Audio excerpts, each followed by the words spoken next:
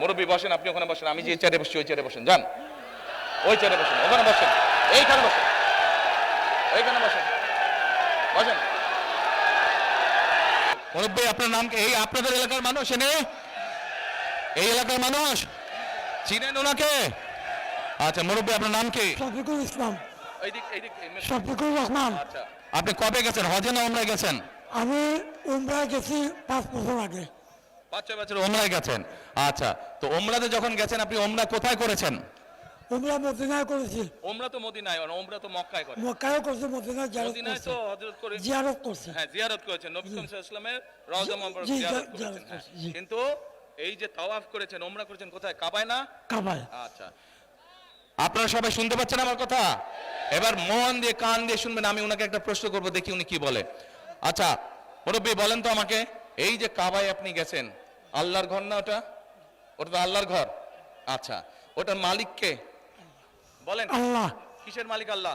দুনিয়ার মালিক আল্লাহ, কাবার মালিক আল্লাহ। কাবার মালিক আল্লাহ, আল্লাহ। দুনিয়ার মালিক আল্লাহ, আল্লাহ আমাদের আর মালিক আল্লাহ। কিসের মালিক? আল্লাহ। আমাদের মালিক আল্লাহ, রিজিকের মালিক আল্লাহ, সব কিছুর মালিক আল্লাহ। ঠিক আছে কথা? কথা ঠিক আছে?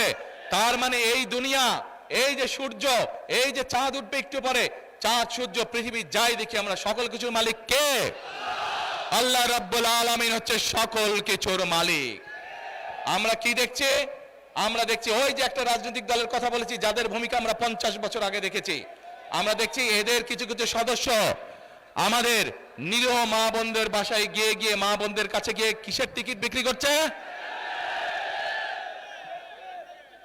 টিকিট বিক্রি করছে, জানেন তো? হ্যাঁ, 1 মিনিট। আচ্ছা মুরব্বী বলেন তো, এই বেহেশত বা দোজখের মালিক কে? আল্লাহ পরওয়ারদিগার।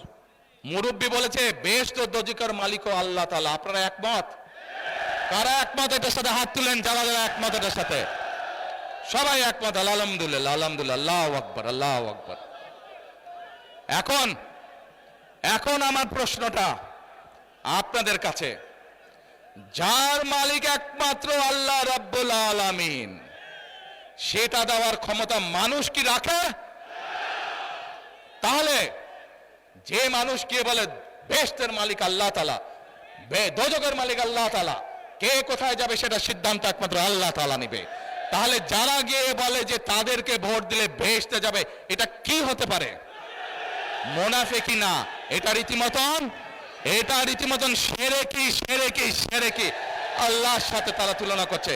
কাজেই 71 সালে তারা তো মানুষ হত্যা করেইছে, এখন তারা আবার বহু মানুষকে বিভ্রান্ত করে তারা শিরকির অংশীদার করছে। কত বড় মুনাফিক, কত বড়! তাহলে চিন্তা করেন, যারা এই ভোটের আগে আপনাদের ধর্মে, আমাদের বাংলাদেশের মানুষের ধর্মীয় অনুভূতিতে আঘাত করে মানুষকে ঠকাচ্ছে, এরা যদি কোনোভাবে, আল্লাহ মাফ করুক আল্লাহ না করুক, কোনোভাবে যদি ক্ষমতায় যেতে পারে, এরা কিভাবে মানুষকে ঠকাবে চিন্তা করেন। 1 মিনিট, কথার যুক্তি আছে কি ভাই? যুক্তি আছে কথার? যুক্তি আছে?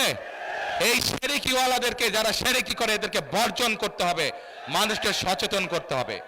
আর আরেকটি কথা বলে বক্তব্য শেষ করব। আমি কি বলেছি আপনাদেরকে? আমরা এই দেশের বেকার। মুরব্বী বসেন, আপনি ওখানে বসেন, আমি যে চেয়ারে বসছি ওই চেয়ারে বসেন, যান ওই চেয়ারে বসেন, ওখানে বসেন, এইখানে বসেন, এইখানে বসেন, বসেন।